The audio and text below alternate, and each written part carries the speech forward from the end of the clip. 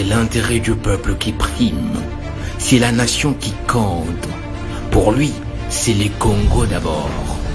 Envers quoi il a pris l'engagement solennel défendu pour que le Congolais oublie les bruits de bottes, mangent à leur faim, entreprennent et vivent leurs rêves dans l'unité. Le chef de l'État a été pour avoir. Soyez l'artisan de la nouvelle classe dirigeante et prise des pays d'amour pour le pays. Il est temps que le vrai passionné du Congo s'élève et regarde à la même direction. Il est temps que le discours creux laisse place aux actions concrètes et intérêt général. S'il fallait choisir entre la coalition et le peuple d'abord. Ah, le peuple d'abord, forcément, toujours. Ça, c'est pour ça que je suis là, c'est pour ça que j'existe, c'est pour ça que je suis en politique. C'est pour servir mon peuple, servir mon pays. À travers ces consultations inclusives, francs et sans tabou, soutenons l'union sacrée pour la nation. Message du parti politique, autre vision du Congo. Ouais. L'éducation fait l'homme instruit. La nature fait l'homme de talent. Et ce, quel que soit le domaine. Le sport, l'art, la littérature et j'en passe. On tend aussi à s'accorder que le talent seul ne suffit pas pour figurer parmi les meilleurs. Encore faut-il un encadrement pour passer du potentiel d'hier à la réalité d'aujourd'hui. Voilà pourquoi ma fondation choisit d'offrir à nos jeunes une sous-branche du programme Excellencia dénommée Excellencia Jeunes Talents. Excellencia Jeunes Talents a l'ambition d'offrir à des jeunes Congolais désœuvrés et talentueux la possibilité de perfectionner leur savoir-faire au travers d'une formation de qualité et adaptée. Nous démarrons donc avec Excellencia Jeunes Talents Football, ce volet qui concerne les talents dans le foot sport roi. Les meilleurs pourront bénéficier d'une bourse pour être formés au métier de footballeur professionnel par de prestigieux clubs. En collaboration avec Proud Africa Foundation, nous lançons la première phase de notre projet à Kinshasa, capitale de la République démocratique du Congo. Jeunes filles et jeunes garçons, vous avez entre 15 et 20 ans. Vous avez une passion pour le football. Inscrivez-vous maintenant et rendez votre talent utile à vous-même, à votre famille et à votre communauté. Que les meilleurs gagnent.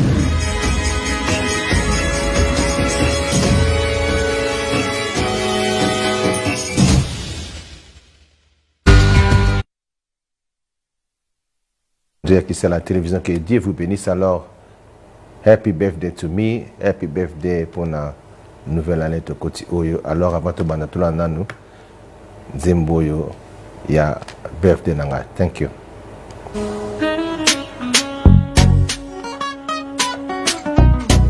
Namshukuru Mungu aliyetulinda mwaka mzima, ametupa neema ya kuishi duniani, ametulinda na ajali zote. Walio warembo kutuzidi wametoweka, walio matajiri kuliko sisi wametoweka, waliokuwa navyo vyote wametoweka. Ushukuru Mungu ungali mzima. Happy day, happy day, happy day to you. Happy day, oh, happy day to me. Happy day, happy day, happy day to you. Happy day, oh, happy day to me.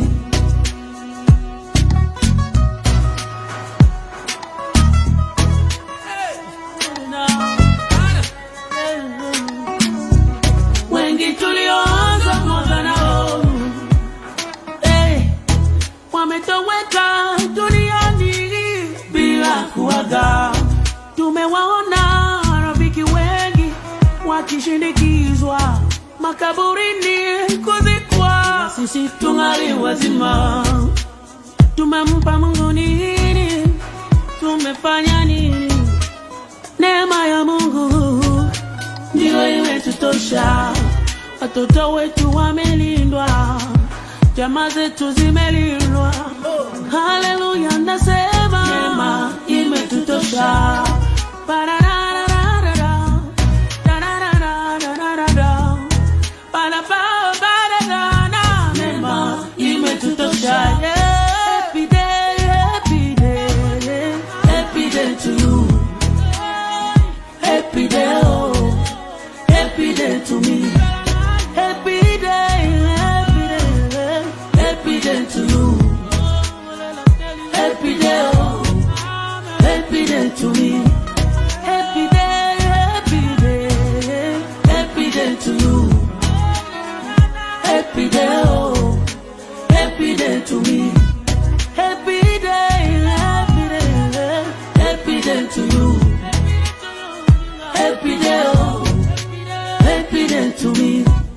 nawatakia nyote mwaka mpya mzuri wa amani na raha na furaha.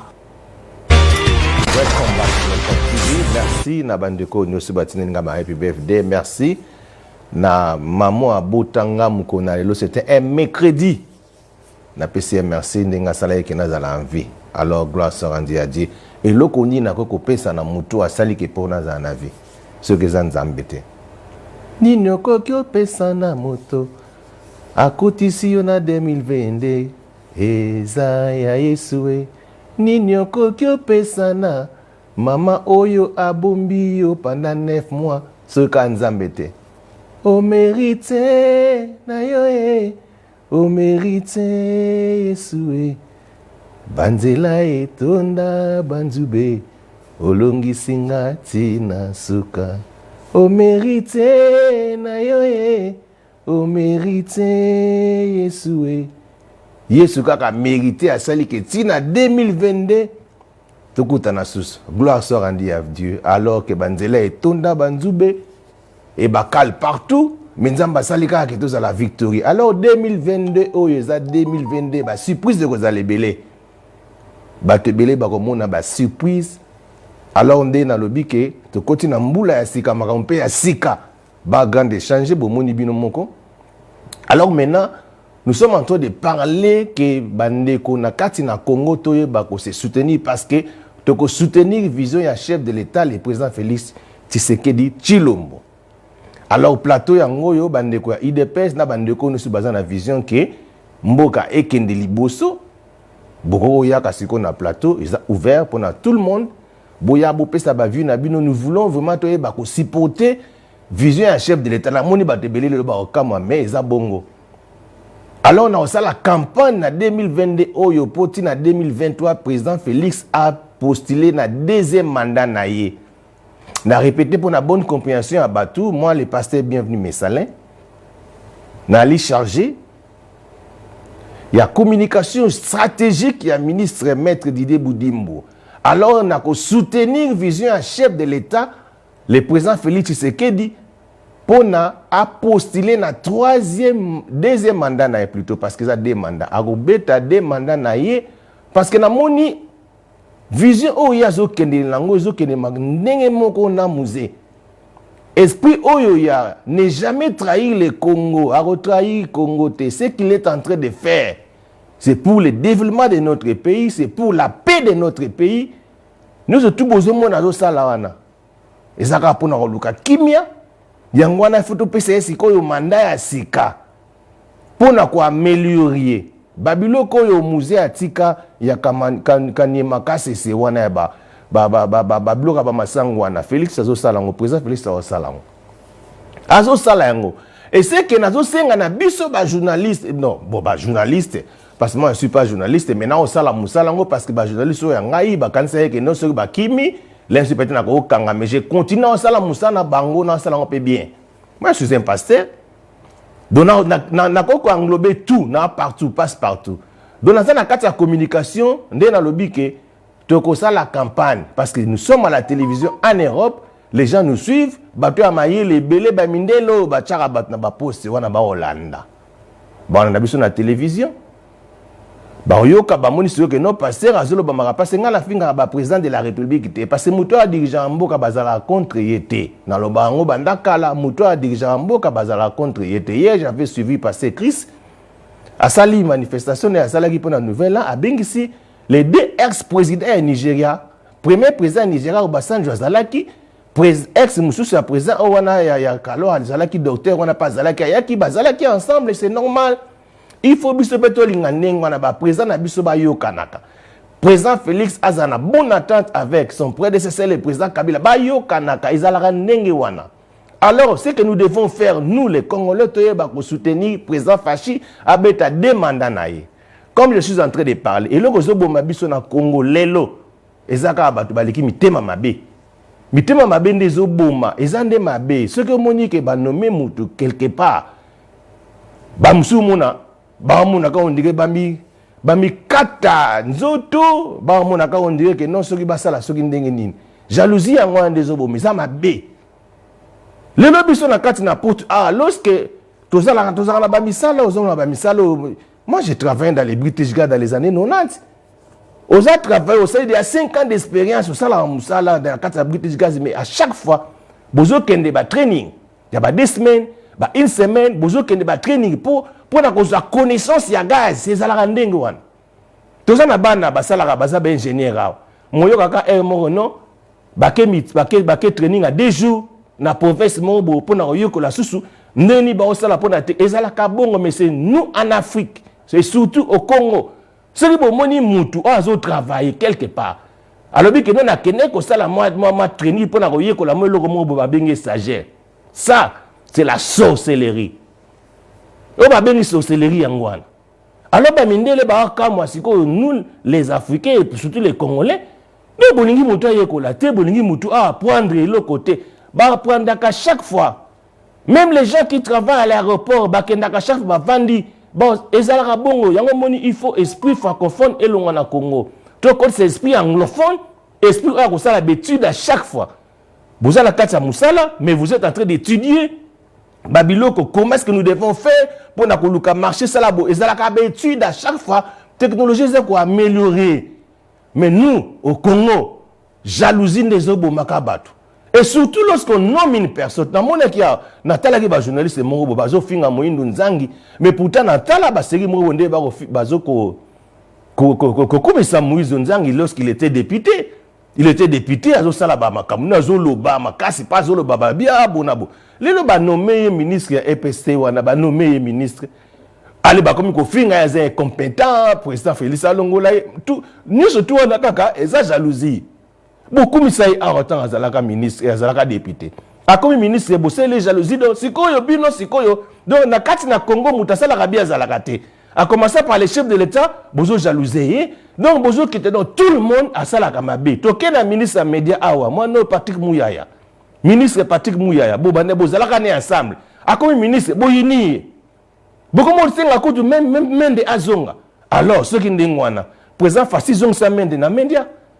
Pourtant, menda waya na mendia azolo belabino makambo ya clair yango bolinga ndengo na fo mutaka jolina makele la zalaki pe kaka ndeng moko bolinga ke no bato ba miyibi bazalaka basalaka bino ba détournement intelligent ndebino bolingi Patrick Mouya wasala musala boza contre ye mais bozalaka contre batu ndenge nini mboka oyo bozalaka contre batu comment lorsque je vais vous montrer nat la sabino na tangu nini Volker Salamaki na riango kuna tango Volker Salamaki nala sabino ba makambo oyo ministre ya Hydrocarbures lobaki tanga zalaki na TV5 botala bongo botala soki mutu aza na connaissance ou pas même ba mindele ba sepela jusqu'à présent na ozonga la bino after this video. Thank you.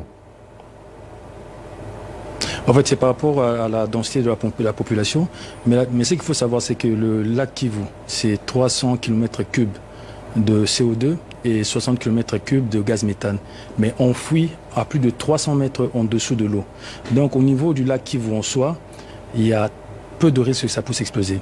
Le grand risque se trouve au niveau du golfe de Kabounou, qui est une suite du lac Kivu. Et là, ce n'est pas le volcan, Nyiragongo qui peut causer ça, mais plutôt Nyamulagira. Si jamais il y avait éruption au niveau de Nyamulagira, vu que de ce côté-là, le CO2 est à moins de 20 mètres de la surface, là, on va connaître des problèmes. Mais au niveau de Nyiragongo, si l'éruption vient du dessus, la lave, le temps d'arriver à plus de 300 mètres plus bas, elle n'aura plus beaucoup d'effets. Et là, en Conseil des ministres cette semaine, vous avez évoqué un projet de dégazage de ce lac. Est-ce que vous pouvez nous expliquer le principe de ce dégazage du coup? Le principe, en fait, c'est un professeur français qui a eu à le faire au niveau du Cameroun, au niveau du lac Nyonche, qui avait fait plus de 1000 victimes. C'est lui qui a ce savoir-là. Donc il est venu, il a déjà mis des engins pilotes qui ont commencé, ça fait plus de 2 ans. Et on voit l'effet. En fait, c'est en train d'extraire le CO2 qui ressort de l'eau, et puis après ça part vers les arbres et tout, parce qu'il y a la verdure tout autour qui a été mise en place exprès. Donc c'est un peu ça le principe. Maintenant il faut le faire d'une façon industrielle. Et j'en profite encore pour remercier le chef d'État et le Premier ministre, parce que grâce à eux les premiers fonds ont été débloqués. Ils sont dirigés vers le BCECO qui doit maintenant conclure avec cette firme française qui est en train de faire ce travail sur place. Alors on pourra dégazer et éviter ce risque d'explosion. Alors lors de l'éruption du Nyiragongo, le directeur de l'Observatoire de Goma disait qu'il n'y avait pas de moyens de surveillance, il n'y avait pas de financement, le réseau Internet ne marchait pas de manière convenable. Est-ce que là, le lac Kivu est mieux surveillé que le volcan? Le lac Kivu est très bien surveillé et même par rapport au volcan, le gouvernement a mis beaucoup de moyens. Dès que l'éruption a eu lieu, le chef d'État a demandé au Premier ministre et certains membres du gouvernement, dont je faisais partie de la mission, on s'est rendu sur place et je pense que à l'OVG, les moyens ont été donnés, même le chef est encore passé là-bas, il a donné les moyens et ils sont en train de faire le travail. Mais par contre, il ne faut pas oublier que cette éruption, il n'y avait pratiquement pas moyen de savoir que ça allait arriver.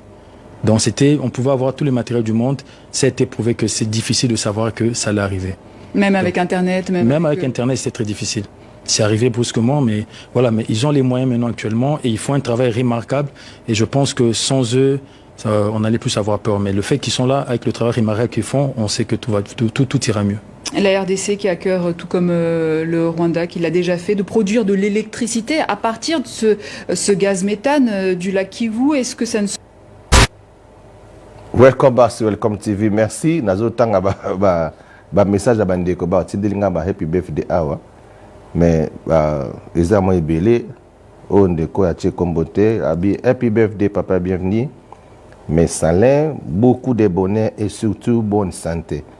A Tchekombote ko tanga rotini langa pe message happy birthday nangai donc nako tanga soko Tchekombeza bien mais ndeko Tchekombote merci.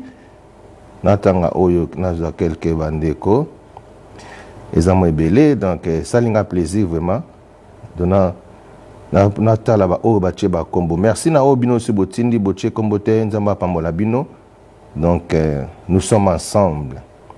Et na moninde ko muka tindi ce soir les amis de Bienvenue Messalin wana depuis Kinshasa. Oh thank you. Oyo akomi happy birthday to you papa, bienvenue, more life, success and blessing. I hope you are good. I want to say thank you for everything that you have done. Oh, to my brother, and I am grateful. Oh, thank you very much. I check him. Oh, brother Gloire, thank you. Donc, message est belé. Alors, merci vraiment. Alors, on a lobby à Wabomoni, ministre Edokabi, comment il est en train d'expliquer na Bandekwa TV5 wana Bomoni. Interview Salami qui toko. Il a bien expliqué que Mouto a la connaissance ya matière wana ya hydrocarbures. Makamba pétrole a la connaissance. Pourquoi il est qui malamu pourquoi? Parce que atmosphère na kati ya salo bazo sala interview. Ezaki malamu. Journaliste a monté ma malamu d'abord. Azo poser ba question avec ozo mona monté ma pembe, azo ko envier ministre té aza à l'aise.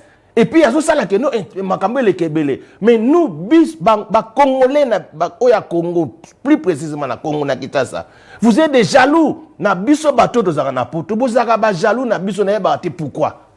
Na yebite. Biso tout botama na Congo, na biso botami awa, est-ce que to kanda kango, to eze loko et ça la mesa la nengwana, que moi passé bienvenue na poto pour sauver sur les autres. Et ce qui est notre président, Oazoko diriger pays, a passé bataille na poto et nous autour on a besoin de la jaloux pourquoi ezali kamaoza ko yina boyina kabiso na no ndenge nini et pourtant na loba ngo à chaque fois ba boka na biso Afrique ezala ka dirigé par les gens au bauta na diaspora boye ba ngote ezala ndenge wana nous qui sommes dans la diaspora tous ala l'esprit lokola ya binoté batakisa sa té siko bino batakisa bozo ina biso et pourtant nous ici en Europe toujours soutenir bino na kin à chaque fois. Si on a ici bino monton na tini na kisasa na kaka na ba partir les 24 tile la société lobby les 31. Bongo bo comme moi. Pourquoi? Parce que tous ça les besoin d'aider bino. Et tout, je salue mes amis de Bienvenue Mesalo Basana Kisasa. Nous sommes en train d'aider, mais bino besoin jalouser biso pourquoi?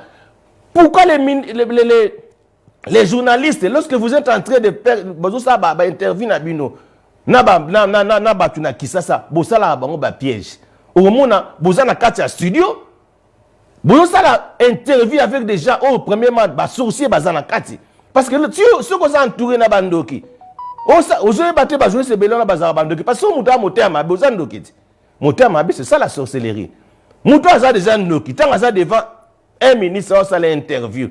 Azo loke na nous spirituellement pour ministre ça la bagaf ko poser ba question moko ya ko luka ko baby sa esprit ya bateau bazolanda nous surtout tana otala bonabi regarde moi la sorcellerie bien aimé okendeli felo ozo ina mutu pour rien ozo sala makamuni surtout ale bokuzwa bon non ezala bongo te.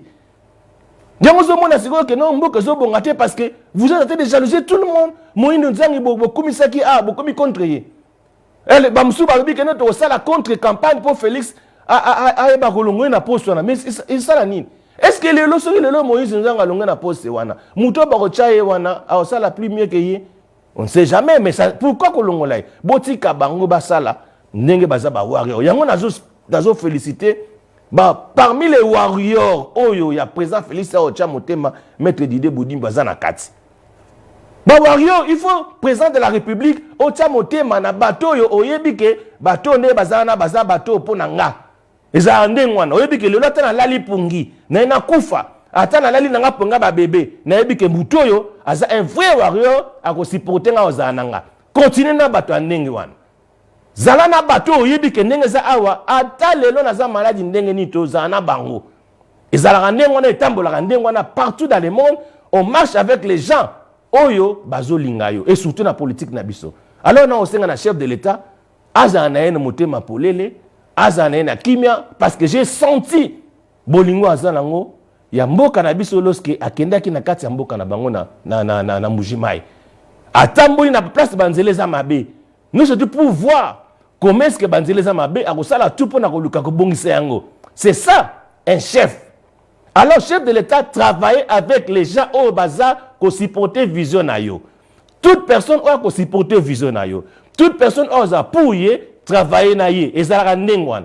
Je suis très content de nous me mana ba journaliste ya ba balabala ba sans rival na bana mususo batamo na balabala wana ozome mabango na place ndengwana sala bongo. Parce que mon qu'il est tambolaka ndengwana avec les gens qui te soutiennent, avec les gens qui te poussent à aller de l'avant, soutenir bango nzamba ko pambola yo, okobeta de mandat na yo, tango okobeta de mandat na yo. Zate okotia muto yo oyo ko sepelobi ki a la vision oyo ko tika. Ezala ndengwana. Voilà pourquoi je suis en train de prier dans le peuple congolais. Nous devons soutenir, et surtout dans la diaspora, de soutenir le président Félix Abeta, des mandats calmement, parce que nous avons bon ça Isaïe. Na minute donc il faut que la caille ça ne sert à rien de go tchaka sous fayula ya asala bon Moïse bazaka bateau ba utika esika moko. Pourquoi tu ko boujaka chaque fois et pourtant nous autant à côté tout tika bango ba beta ba des mandats na bango calmement. Total la sokasali a kokite mutu mususa ya après des mandats toti kandengwana na kimia nzamba ko ba ko soutenir et nous allons travailler dans la paix na biso ke na yena mu pepe asika et na ko contrôler ba médias surtout oh na ko yoka kaka oh aza contre loko moko bonde na zolo ba que je suis en train de contrôler et a koyeba ko zo discipline na yena ndenga bien discipline des punition ya ko lokaka ko aider mutu ko zonsa mutu na nzela. Alors God bless you, thank you. Borolanda vidéo sur le programme on YouTube. Bienvenue mes salins. Welcome TV Borolanda na Facebook page ali. Zamba pambola bilo. Thank you. Bye bye.